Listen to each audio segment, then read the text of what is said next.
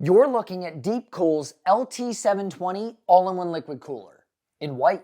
This has a 360mm radiator and an unbelievable infinity mirror pump head. It's essentially a carbon copy of the original LT720, which came out at the end of last year. Now, DeepCool's customers have been begging for a white version since its release. DeepCool is already one step ahead of you, and they've asked me to show it off.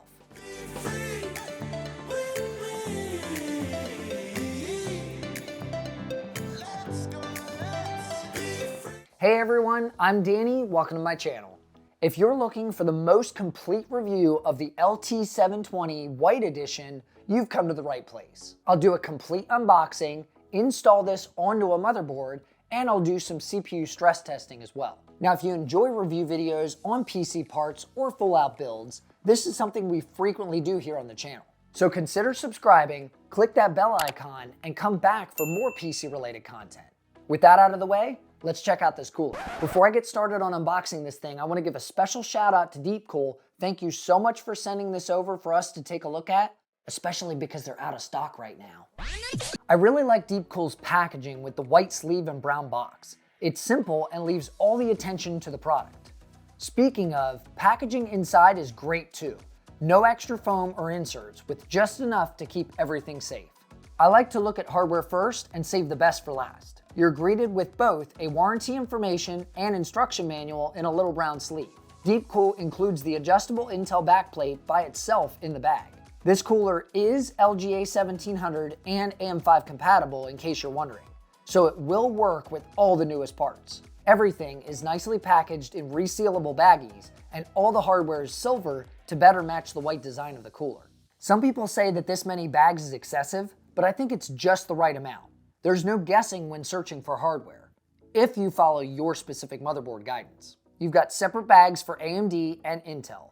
They also give you all the screws to mount the fans to the cooler and mount the cooler to the case. You've got mounting hardware for the pump head, as well as 3 low-speed fan adapters and the PWM splitter cable to link all the cooler fans together.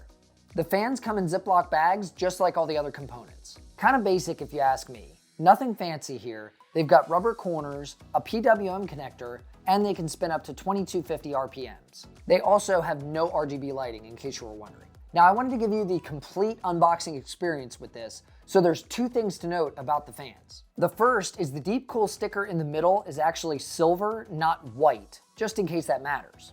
Also, the color of the fans is not pure white. It's sort of an off-white. I don't know if you can tell by the comparison to this sheet of paper, but it's slightly different.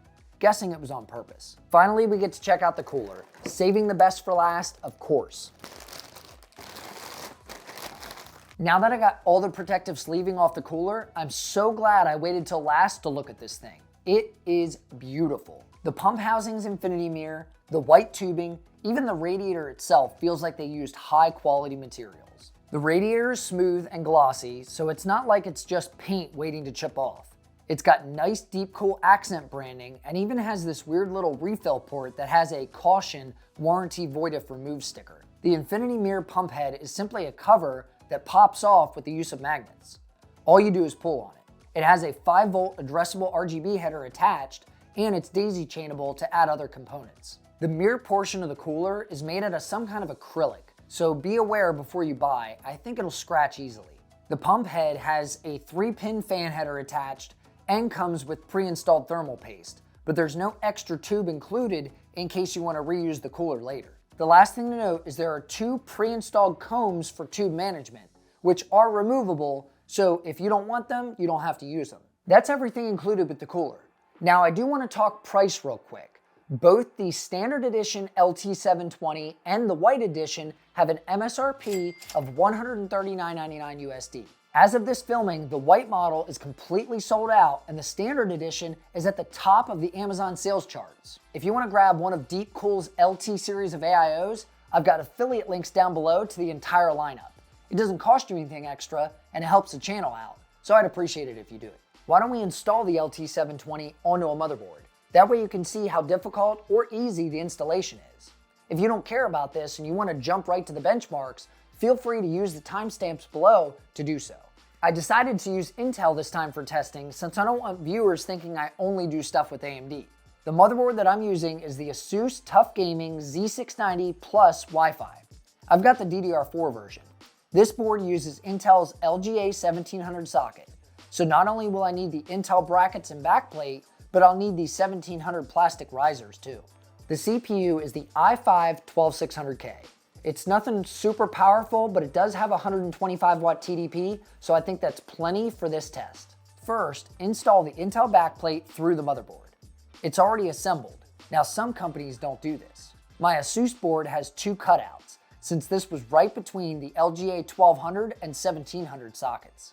I'm using the 1700 holes, so I need my plastic risers, which can be identified by the 1700 printed on top of them. Just slide the plastic risers down onto each backplate post and you're ready to install your pump head.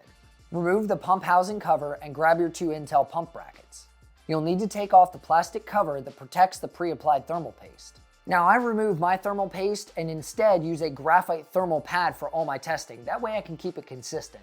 It's only about a 1 to 2 degree difference between using paste and a pad, so it's fine for me. Plus it saves me on having to purchase a lot of thermal paste. Something special to note is the brackets magnetically attach to the pump head, and this causes the screws to magnetize as well. This makes it very easy to install these brackets. After you get the brackets attached, press your cooler down onto the standoffs once they're aligned and install the 4 nuts to tighten down the cooler. Make sure you tighten in an X pattern for even pressure. The fans simply attach to the cooler in a straight line using the longer screws.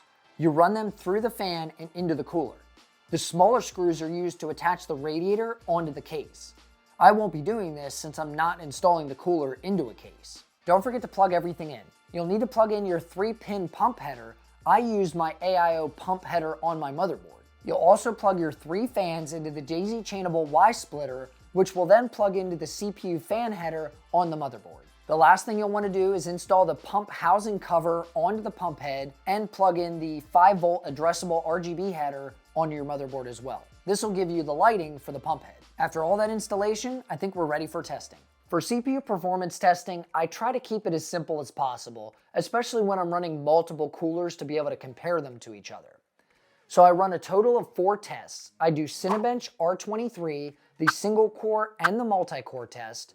I run the Blender benchmark, and I also run Unigine Heaven to kind of simulate a gaming workload. The CPU coolers I pitted up against the DeepCool LT720 are the Corsair A500, which is a CPU air cooler, and it's a pretty big, beefy design. The second cooler is DeepCool's very own AK500. I did a recent review on this one, and it performed very well, so I figured why not throw it into the test. And then the last one that's going up against it is the MSI S360. This one was recently reviewed as well. It's another 360mm AIO, and it performed really good, and I enjoyed using it quite a bit. So I put up 3 different coolers that I thought would give a good fight against the DeepCool LT720, and let's check out these results. Starting out very strong in the Cinebench R23 for the multi-core score, I got 54 degrees Celsius on the LT720, whereas I got 58 for the MSI's S360, and 60 and 62 respectively for the DeepCool AK500 and the A500 from Corsair. In the single core testing, temperatures got even better with 44°C for the DeepCool, 45 for the MSI, and 50 and 51 for the 2 air coolers. Very much expected, the liquid cooling should perform substantially better than the air cooling, but I'll tell you what, the air coolers are actually doing a really good job, surprisingly, for their price to performance. Moving on to the next 2 tests, we've got Blender and Unigine Heaven. For the Blender benchmark, we achieved 54 Celsius on the LT720, and I got 57 for the S360, and I was in the 60s for the air coolers. Now, Unigine Heaven was a little strange. I got 42 Celsius for the LT720, but I achieved 50 for the S360. And then I was in the 40s for the AK500 and the A500. Just a little bit of info for this testing. The CPU temperatures you see in the charts are the max temperature that was observed during each run. So the 50 degrees on Unigine Heaven for the S360, that was the top temperature. The 42 degrees for the LT720, that was peak. So I'm pretty impressed with the LT720's performance, considering it never got above 54 degrees Celsius. And that's during 100% load. Pretty impressive if you ask me. Now I've got a few things I want to touch on that might help potential buyers, which I'm thinking that's you. First, I'll start with the positives. This thing has a fantastic design, it's beautifully crafted, and it's aesthetically pleasing.